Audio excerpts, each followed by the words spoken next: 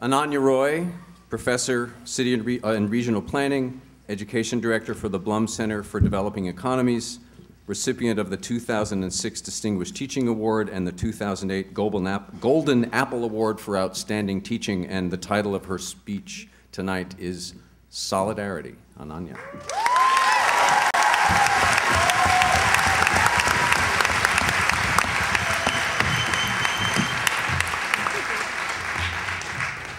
Good evening, everyone.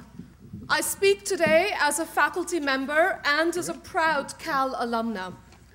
Let me outline what the crisis that Kevin has described looks like as it hits the ground at UC campuses.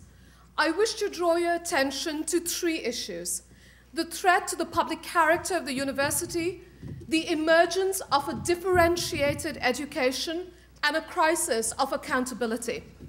Let me start with the obvious. Access is a vital element of the public mission of our university.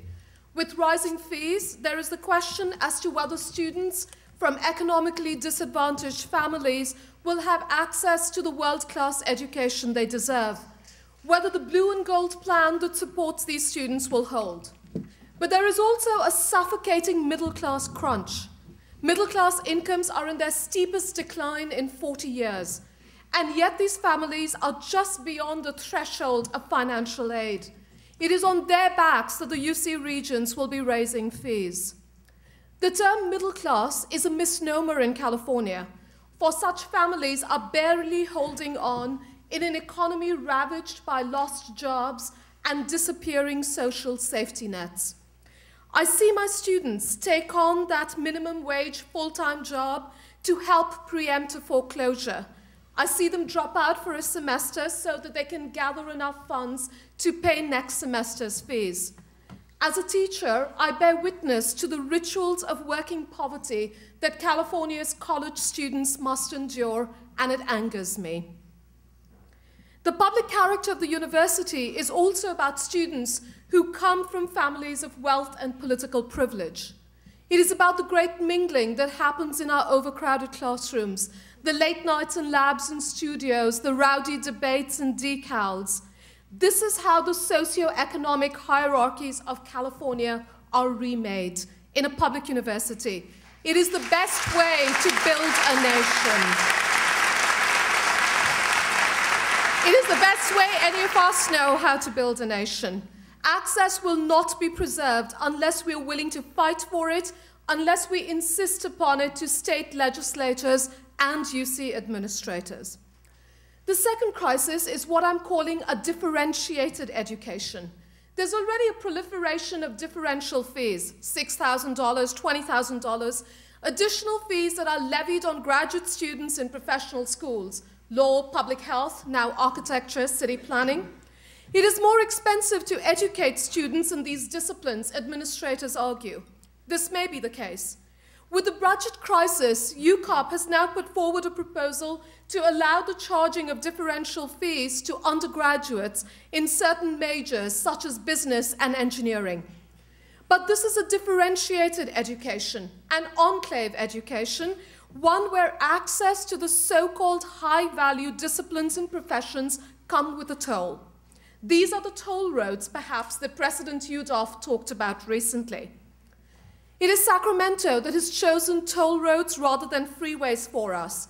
It is Sacramento that has announced the closing of an era of higher education as a public good. Now, I'm an urban planner. I reject the inevitability of toll roads. And I know that the era of freeways is not over. The freeways are being built and financed, just not for us. But here on this campus, in the panic of this crisis, we are also busy exacting tolls. I reject the inevitability of a tolled education.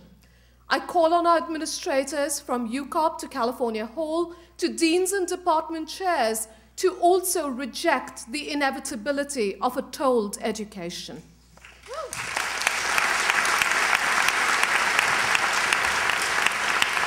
Differentiated education is also about the emergence of new instructional models that differentiate. Take, for example, something that came up in the recent ASUC Senate meeting, the idea of a new UC cyber campus with online learning as its main instructional model.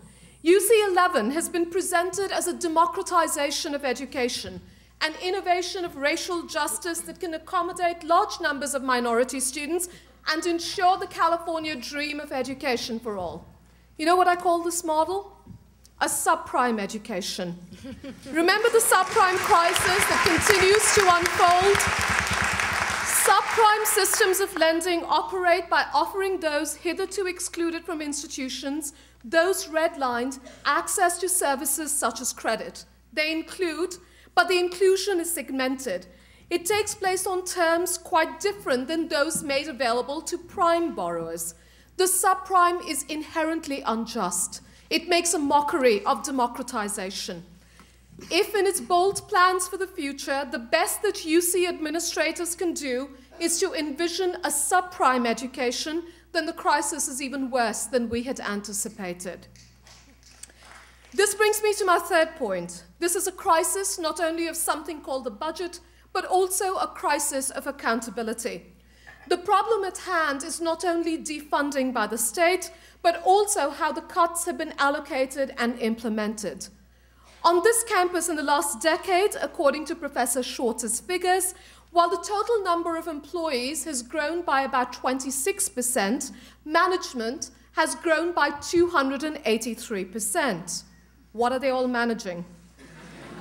On this campus, the implementation of budget cuts has taken place through a set of heavy-handed decisions, legitimized through the talk of emergency. Decisions often with meager financial savings, but with huge institutional loss. This summer, I was in the Middle East, in Egypt, studying the long-term and disastrous effects of neoliberalism and structural adjustment there. I came home to the structurally adjusted University of California, a place diminished not because it took an economic hit, but because economic crisis became the excuse for administrative fiat. I came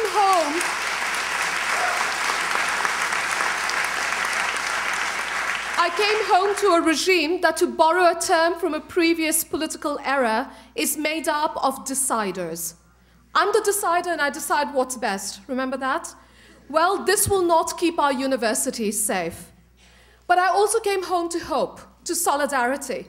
Solidarity is an old-fashioned word, a word from the barricades of Paris raised by a unity of social classes in the 19th century.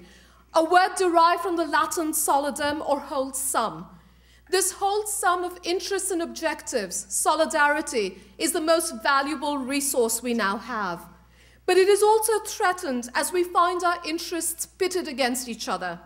As students are told that without sharp fee hikes, world-class faculty will migrate to other world-class universities where they will be paid more. But the crisis gives us the opportunity to reassert the interconnected nature of our fates, to say not in our name, to ask for justice and transparency in the implementation of budget cuts, to assert that a 4% pay reduction for workers making less than $40,000 a year is immensely more painful than a 10% pay reduction for those making more than $240,000.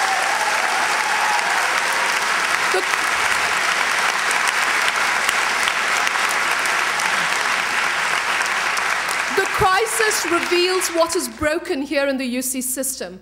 As I leave at the end of a long workday, our building's head custodian tells me how after the layoffs, he's the only custodian left standing in a sprawling building of 9 floors. He wants to tell me that he's worked at UC Berkeley for 24 years and that he takes great pride in his job, that he's now worried and humiliated that he cannot keep the building clean. As I visit another department early in the morning, the scheduler is already there. She works a full day, 8 to 5, and then she rushes over to Target, where she works until 11 each night. She must, since her 3 brilliant children study in the UC system, and she must, as a middle-class mother, pay their fees. Solidarity is what we now have. Tomorrow is a day of action. Action is a condition for the emergence of truth.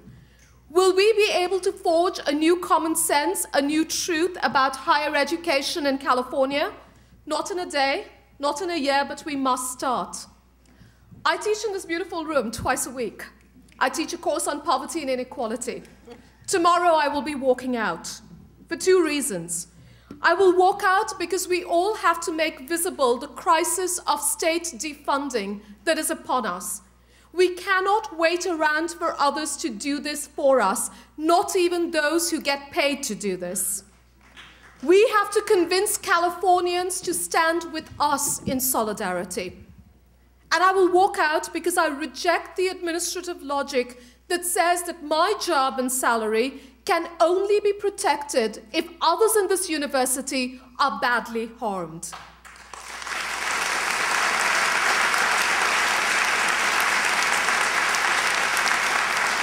As a member of what Mike Davis has called the first-class passengers, I will be walking out to say, not in my name. I will be walking out to express solidarity with the pain of rising fees and vulnerable jobs, not in my name. Thank you.